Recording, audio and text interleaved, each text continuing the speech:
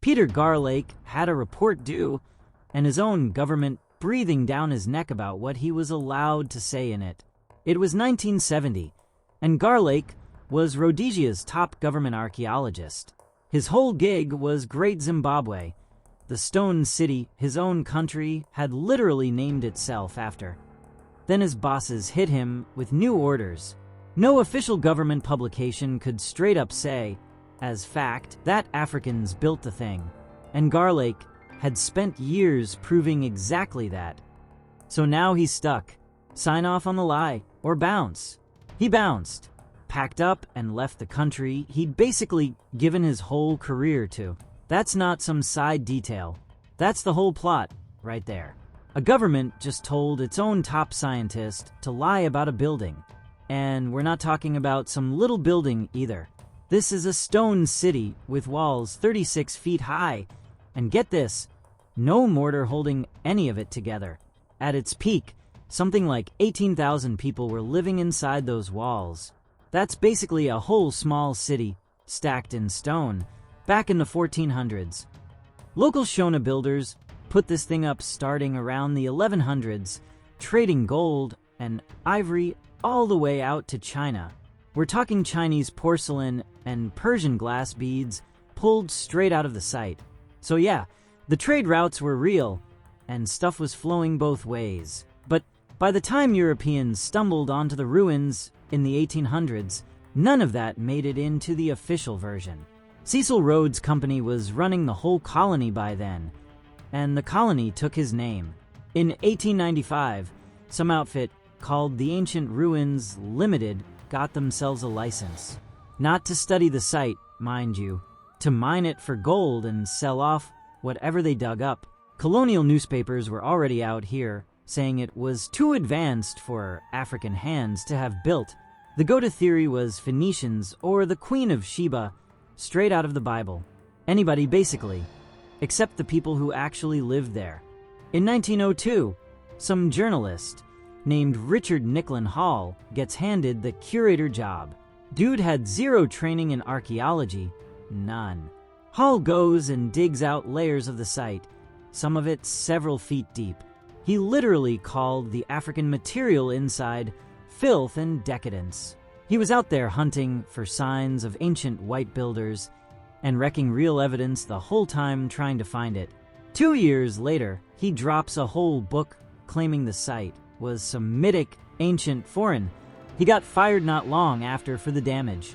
But somehow his theory became the accepted story for decades anyway. Then in 1905, an actual archaeologist named David Randall McAvere comes through and digs again. Finds nothing but African artifacts. Dates the whole site to the medieval period. Hall spent years publicly dragging the guy for it. Then in 1929, Gertrude Cotton Thompson runs a way more careful dig. Her conclusion? No fluff, just blunt. The site was African. No credible evidence otherwise. 1929. That's the year the science was actually locked in, and it stayed locked in for about 36 years, until Rhodesian politics caught up with it. In 1965, Prime Minister Ian Smith declares independence from Britain to keep white minority rule going. That same year, Rhodesia's own Historical Monuments Commission comes out and restates the obvious. Great Zimbabwe was built by indigenous Africans. No real doubt about it. A member of Rhodesia's own parliament stands up and demands the finding get corrected, like it's a typo. By 1970, the government made it official policy. No state publication could say, as fact, that Africans built Great Zimbabwe. Tourist brochures start showing black Africans bowing down to white visionaries who supposedly designed the place. And this is where Garlake walking out comes back around. He wasn't arguing over some nerdy academic footnote. He was watching his own government take a settled scientific fact and rewrite it into a founding myth. The myth was never really about who stacked which stones. It was about who got to claim the land and who didn't. If white settlers built the region's wonders, well, they weren't colonizers anymore, were they?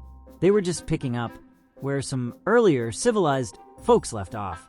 That's the actual job this theory was doing, not describing history, manufacturing a right to rule, and it kept working way longer than the evidence should have ever allowed. You can still catch this exact same move today, just dressed up different. Control who gets the credit for a civilization's achievements, and you control the whole story people tell themselves about who deserves power. Take a look at where Africa's pre-colonial artifacts are actually sitting right now. Most of the Benin bronzes, looted by a British military expedition back in 1897, are still parked in European museums. Germany handed a batch back to Nigeria in 2022. The Smithsonian returned several dozen that same year. The British Museum, sitting on the biggest collection of all, has mostly held on to theirs. They point to a 1963 law saying their hands are tied on giving pieces back. So, yeah, some leverage is genuinely shifting, and some of it just flat out isn't. Those bronzes are hard physical proof of a seriously sophisticated Benin kingdom. Sitting in Europe all this time, they've quietly propped up a version of history where Africa supposedly had nothing worth keeping. It's the same instinct that had Hall out there digging through Great Zimbabwe, looking for anybody but African. Control the object, or control the report. Either way, you're controlling the memory. The names on the paperwork changed. The machine running underneath never did. Next time you catch a headline about a museum fighting to keep African artifacts, listen close to what's actually being protected. It's rarely just the object sitting in the case. Usually, it's the story stapled to it. Peter Garlake didn't stay gone for good. In 1980, Rhodesia's white minority government finally collapsed after years of guerrilla war and international sanctions piling up. The new country picked its own name this time, Zimbabwe, straight from the Shona words for houses of stone. Garlake came back the very next year and picked his work right back up. The theory he'd been ordered to bury became the country's own founding story instead. Nobody had to invent a single thing to make that happen. The evidence had been sitting there since 1929. It just took the right government finally being willing to trust its own scientists. That's the part worth sitting with for a second. The line never needed new evidence to survive. It just needed somebody willing to enforce it. And the truth didn't need defending forever either. It just needed one guy who refused to put his name on something false. Somewhere out there right now, that same quiet standoff is playing out again, over some other object, in some other archive. You just gotta know to look for it.